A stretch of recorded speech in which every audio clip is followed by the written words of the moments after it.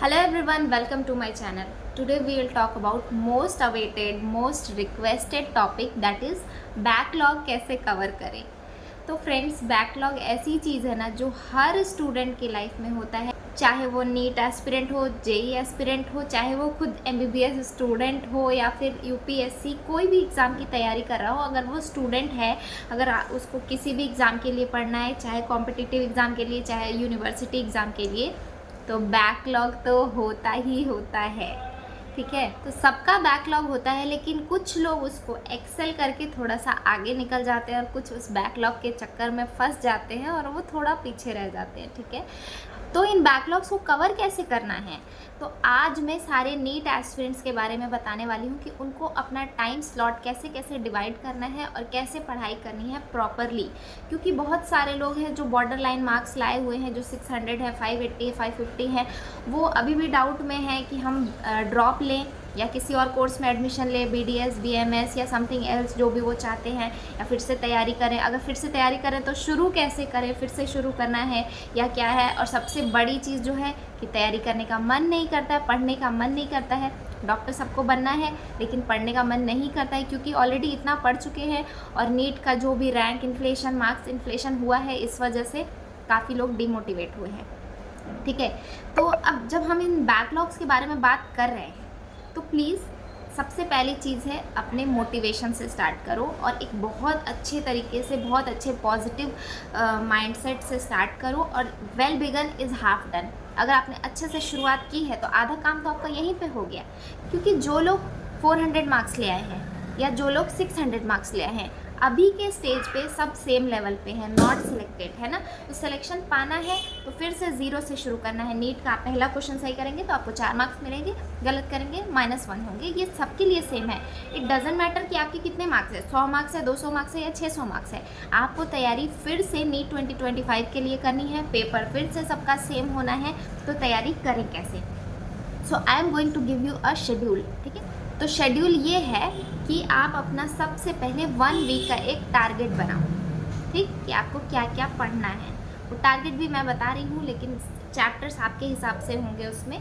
तो 1 वीक का टारगेट बनाओ, और टारगेट इतना बड़ा नहीं होना चाहिए कि आप अचीव ना कर पाओ, जस्ट हाइपोथेटिकल चीज़ें हो। या टारगेट इतना छोटा नहीं होना चाहिए कि 2 दिन में करके बैठ जाओ। एक आप अपना कैपेसिटी जानते हो, उस हिसाब से एक लिस्ट प्रिपेयर करो कि ये मैं कर सकता हूँ इस वीक। ठीक है, और आपको अपने 24 आवर्स में से 12 आवर्स डेडिकेट करने हैं अपने नीट की स्टडी के लिए।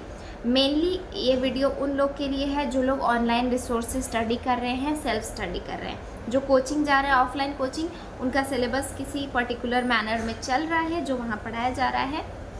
बट जो ऑनलाइन तैयारी कर रहे हैं उनको अपना सिलेबस खुद से करना होता है, अपना डिसिप्लिन खुद से मेंटेन करना है, अपना मोटिवेशन खुद से मेंटेन करना है ना। तो 1 वीक का आपको टारगेट बनाना है। उस 1 वीक में आपको एक दिन अपने लिए छुट्टी देना है। ठीक है, संडे, सैटरडे या जो भी दिन आपको चाहिए, उस दिन आप पढ़ाई नहीं करेंगे। उस दिन आप सिर्फ एक नीट का फुल सिलेबस मॉक टेस्ट देंगे, उसका एनालिसिस करेंगे। इसको करने में 5-6 घंटे लगेंगे, इससे ज़्यादा नहीं। उसके बाद आपका पूरा टाइम आपका है। आपको खेलना है, कूदना है, घूमना फिरना है, जो करना है आप कर सकते हैं। ठीक है, तो हफ्ते में एक दिन आपका हो गया थोड़ा आपके माइंड को रिफ़्रेश करने के लिए। बाकी बचे 6 दिन। 6 दिन में से 1 या 2 दिन आपको रखना है रिवीजन के लिए।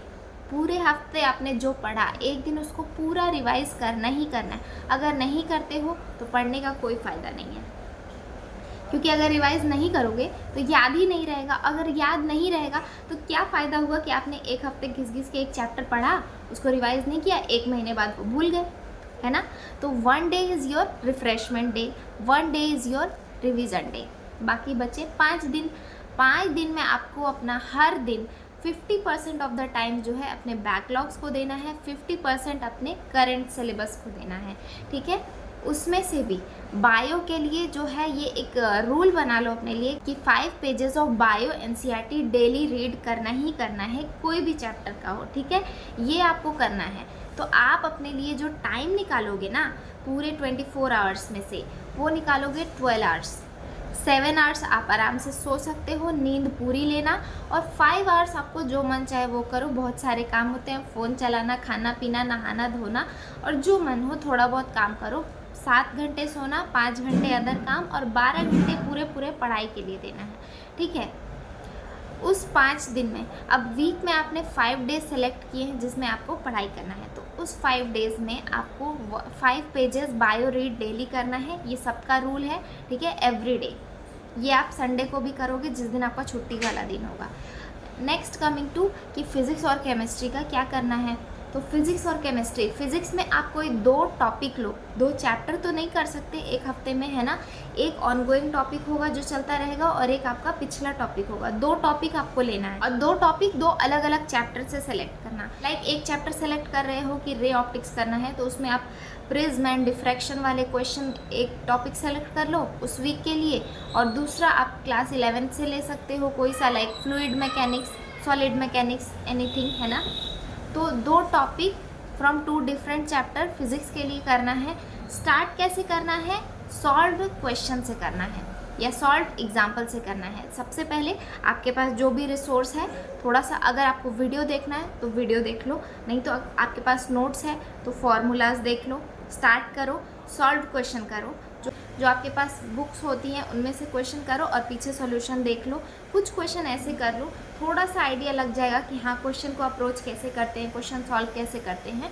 तब 10 से 15 क्वेश्चन उस टॉपिक का उस दिन आप प्रैक्टिस कर लो बिना सॉल्यूशन देखे, मतलब पहले कर लो उसके बाद सॉल्यूशन देखो कि आपने जो अप्रोच लगाया था सही है कि नहीं है ना। तो फिज़िक्स आपको इस तरीके से करना है। कमिंग टू एनसीईआरटी, एनसीईआरटी में भी आप organic, inorganic and physical chemistry, physical chemistry is similar to physics, वो आपको वैसे ही करना है। आप अपना कोई 2 टॉपिक सेलेक्ट कर लो, एक 11th से ले लो, एक 12th से ले लो। मानो फिजिकल में आप केमिकल काइनेटिक्स के क्वेश्चन कर रहे हो, एक टॉपिक, मतलब one of your topic is chemical kinetics, another topic आप 11th से कोई सा ले सकते हो। इक्विलिब्रियम, इक्विलिब्रियम बहुत बड़ा चैप्टर है, तो आप एक पर्टिकुलर टॉपिक लो, है ना, कि पूरा इक्विलिब्रियम होने में तो हो सकता है 2 हफ्ते लग जाए, 3 हफ्ते लग जाए। आयनिक इक्विलिब्रियम है, केमिकल इक्विलिब्रियम है, तो जो आपको लगे एक क्वेश्चन आपको सेलेक्ट करना है कि इस वीक में यहाँ से यहाँ तक के क्वेश्चन कर जाने हैं। क्योंकि जो भी बुक से आप प्रैक्टिस कर रहे होगे, जो मॉड्यूल से कर रहे होगे, उसमें टॉपिक वाइज क्वेश्चन दिए रहते हैं, तो आप क्वेश्चन के हिसाब से देख लो कि इन टॉपिक में ये चीज़ के क्वेश्चन आने हैं, तो मैं वो टॉपिक पढ़ने वाला हूँ, either from video or from any notes, ठीक है। Coming to inorganic and organic, तो ऑर्गेनिक के लिए एनसीईआरटी रीडिंग इज़ मस्ट, ठीक। तो वीक में एक चैप्टर ऑर्गेनिक का आपको रीड करना है। एंड आई नो जीओसी और आइसोमेरिज्म ये सब चीज़ें हैं, एक हफ्ते में तो ख़त्म होगा नहीं, इसको कंटिन्यू करते रहना है। वीक में एनसीईआरटी सिर्फ रीड करना है, उससे काम नहीं होगा जब तक कि आप ऑर्गेनिक केमिस्ट्री के रिएक्शंस का प्रैक्टिस नहीं करते, है ना। And GOC is a very vast topic, उसको समझना बहुत ज़रूरी है। अगर आपका कॉन्सेप्ट पहले से थोड़ा थोड़ा क्लियर है, just directly go to question या सॉल्व क्वेश्चन करो। फिर अगर नहीं आ रहा है क्वेश्चन या क्वेश्चन गलत हो रहा है, see the solution and then approach it. If you have no idea, if you have zero idea, start with watching the lectures देखो, उसके बाद फिर तुरंत उसी लेक्चर के क्वेश्चन करो, देन अप्रोच करो। क्योंकि जीओसी का कॉन्सेप्ट क्लियर होना बहुत बहुत बहुत ज़रूरी है, आप जीओसी को इग्नोर नहीं कर सकते, है ना। तो मैं यही बोल रही हूँ कि पूरा चैप्टर नहीं रखो एक हफ्ते में, सेलेक्ट 1, 2 और 3 टॉपिक्स जो आपको लगे कि ये हो सकता है। और ये मत सोचो कि पता नहीं एंड में कब हमारा सिलेबस ख़त्म होगा। पहले मेजॉरिटी जो क्वेश्चन आने वाले हैं उनके करो। जीओसी से क्वेश्चन आता ही आता है तो उसको आपको कर रही हैं, और जीओसी जब स्ट्रॉन्ग रहेगा तो बाकी जो भी है रिएक्शंस वगैरह जो 12th में हैं उनको आप थोड़ा एंड में भी कर सकते हो, है ना। Coming to inorganic chemistry, inorganic chemistry is totally रटने वाला।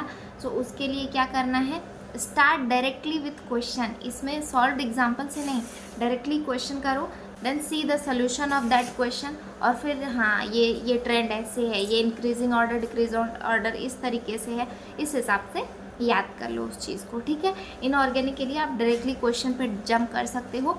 रीडिंग कर रहे हो तो बहुत अच्छी बात है, नहीं कर रहे हो तो डायरेक्टली क्वेश्चन करना है। तो हफ्ते में आपको 5 दिन मिल रहा है, एवरी डे 12 आवर्स, जिसमें से आपको फर्स्ट काम जो है बायो की एनसीईआरटी रीडिंग 5 पेजेस डेली करनी है। फिज़िक्स के एक टॉपिक करने हैं आपको, फिज़िक्स में वीक में आपको एक ऑनगोइंग, एक बैकलॉग जो आपका छूट गया है उसका करना है ना। पूरा चैप्टर नहीं हो सकता लेकिन एक टॉपिक हो सकता है, ठीक है। तो बिल्कुल छोड़ देने से बेटर है कि आप कुछ कुछ कवर करते जाओ। जो ऑनगोइंग चल रहा है वो तो किसी तरह कवर हो ही जाता है, लेकिन आप थोड़ा सा टाइम अगर जो छूट गया उसको दो।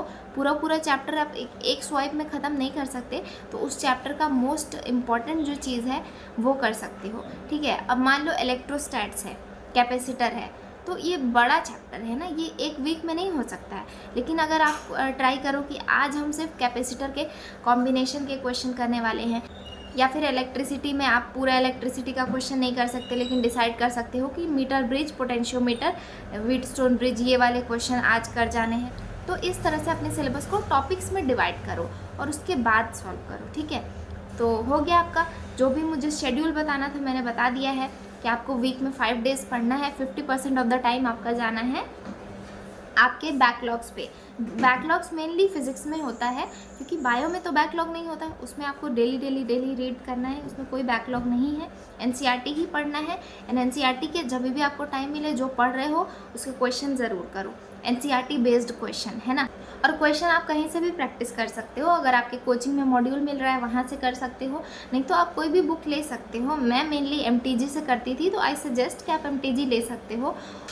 और मैं mainly chapter wise previous year के क्वेश्चन, एमटीजी के क्वेश्चन, अपने कोचिंग के नोट्स इससे ही करती थी। So this is all about how to cover your backlogs with your ongoing preparation, and please start preparation, ठीक है। जिनको भी डाउट हो रहा है हो पाएगा नहीं हो पाएगा, एक बार अच्छे से बैठ के सोचो। अगर करना है तो अभी शुरू करो। अगर आप बाद में डिसाइड करोगे कि आपको करना है तो उतना शायद टाइम ना मिले, है ना। तो अगर आपको करना है एमबीबीएस ही करना है, आपको किसी और कोर्स में एडमिशन नहीं लेना है, तो स्टार्ट प्रिपरेशन। मन नहीं करेगा, लेकिन बिना मन के भी पढ़ाई होती है, ठीक है। बिना मन के थोड़ा सा पढ़ोगे, जब पढ़ने लगोगे अपने ड्रीम को याद करोगे तो आपको थोड़ा और मन करेगा कि हाँ यही चीज़ है, इसी चीज़ को क्रॉस करके हम अपने ड्रीम पे पहुँच सकते हैं। तो उस हिसाब से आप अपने ड्रीम अचीव कर सकते हो। सो गाइज़, मिलते हैं नेक्स्ट व्लॉग में। नेक्स्ट वीडियो आपको किस टॉपिक पे चाहिए प्लीज़ कमेंट में बताना, और आप में से कौन कौन से लोग 5 पेज डेली एनसीईआरटी रीड करते हो ये कमेंट में बताओ, और कितने लोग करने वाले हो ये भी बताओ। कमेंट में लिखोगे तो एक कमिटमेंट हो जाएगा कि हाँ हमने किसी से कह दिया तो हमें ये पूरा करना ही करना है, ठीक है।